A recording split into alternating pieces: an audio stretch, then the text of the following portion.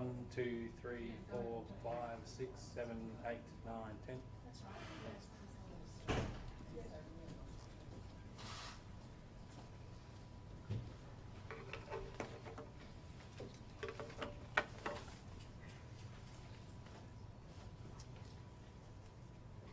Everyone ready? Good afternoon, and thank you very much for your attendance with Senator Roberts and myself. One Nation is coming out very strongly against the buy-up of prime agricultural land for the Singaporean Army training. Let me make it quite clear, we are not against protecting Australia. What we are against is seeing a foreign power come in here to do their training at the expense of farming families. Both Senator Roberts and I have travelled to North Queensland, and we have spoken to farmers up around Charters Towers, just north of it, and what we are hearing back is they don't want to sell. I've also had a trip to Shoalwater Bay and spoken to farming families there. The community around Marlborough, who will be devastated by this buyback. I understand that the federal government is saying that it will be great for our country. We are going to get $2.25 billion from the Singaporeans. Let me put it into perspective. North Queensland, approximately 23 farming families will be thrown off their properties. Around Shoalwater Bay, 30 to 40 farming families. We're talking about land at approximately about 850,000 acres of land, which is 4.5 times bigger than the size of Singapore. To allow for 14,000 Singaporeans to train on the land for 18 weeks of the year. As I said, farming families, the average farmer is about 54 years of age. We are going to lose the experience, the knowledge. These farmers will not buy properties equivalent to what they have now anywhere else. Case in point is one property around Shoalwater Bay has never been drought stricken at any time. It's just had a test that it would be a fantastic block of land to grow wheat on. To produce that in Australia would be something that we need to protect and look after. In total, these farming properties produce about 100,000 head of cattle. We will no longer have that.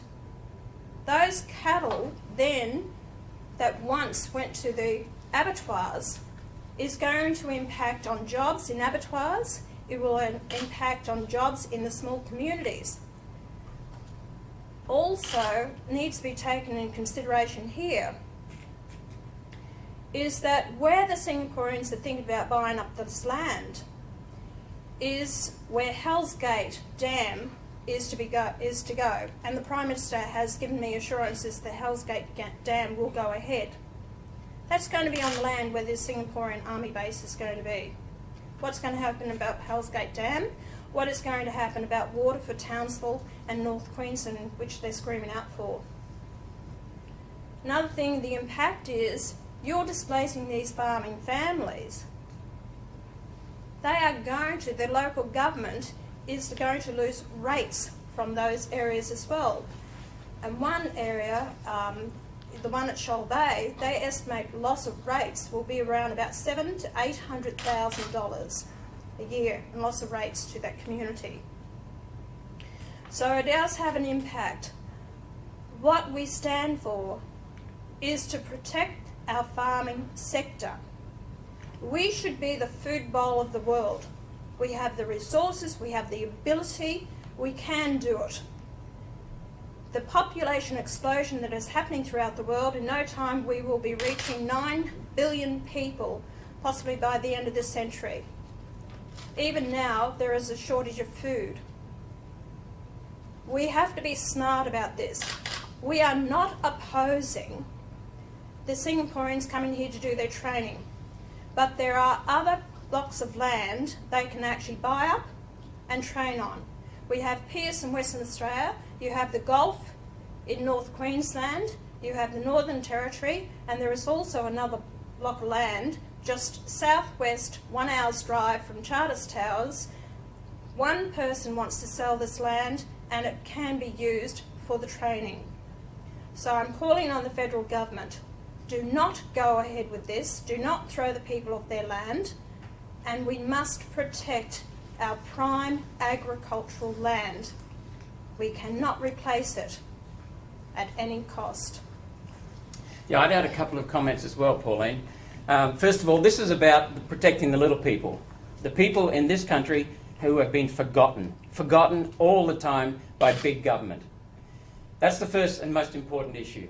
The second issue is this is about economics. It's about being sensible and not destroying a highly productive asset that has got even greater potential by simply investing in some infrastructure, for example in Charters Towers, and turning high quality beef country into agricultural land just through some irrigation. The farmers are already talking about this. And yet no one in this state, in the Liberal or Labor parties, and especially not the Greens, have the vision and the courage to address basic economic issues like tax, like regulations, like energy prices, and like property rights. You know, I've just come back from southwest Queensland, as you know, and recurring theme was the stealing of farmers' property rights. We've got coastal residents whose property rights are being stolen. These are fundamental. Pauline's raised this again. This is about respect for the people who own this land and the respect for all of Queensland, because this is the highly productive areas of land. And we need to keep it in our country, usable for agriculture.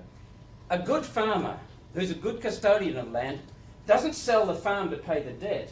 He or she makes a farm more productive to have an income and pay off the debt. This government and the previous Labor government and the last few years of the Howard government destroyed our country by piling on heaps of debt. And this is just a small payment back. What we have to do is get back to productive use of our land, protect people's property rights, and protect the farmers in this area for the future of this country. Can I just also add to this?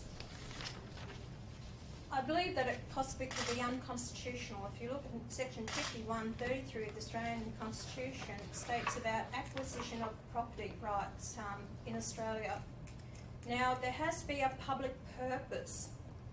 The public purpose is not evident here. This is about buying up land or the acquisition of land for a foreign power. There is no public purpose there. Now, this could be challenged in the High Court by the farmers. If they do so, I believe they could have a good case. The government must make it quite clear to the people of Australia why they are allowing this to happen. So public purpose, and that's what I am questioning. It is not in the public's interest, it is against our interest. There is other land that they can actually secure, not to take this land from these people, Australians, who do not want to give it up. That's right. Have you had talks at all with the Defence Minister or the Prime Yes, Minister I on have. this matter? What have they I indicated? had a talk with the Defence Minister last, not the Minister themselves, a representative from the Minister's office, plus someone from the Defence last week. I said to them, Shoal Water Bay, and I said, you're taking prime agricultural land. And I said, the locals have told me, both areas, they never see any training happening.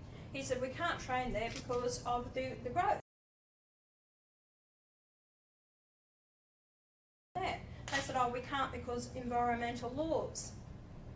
So they've actually taken over land that's in the past, they've allowed it to go to the state that it is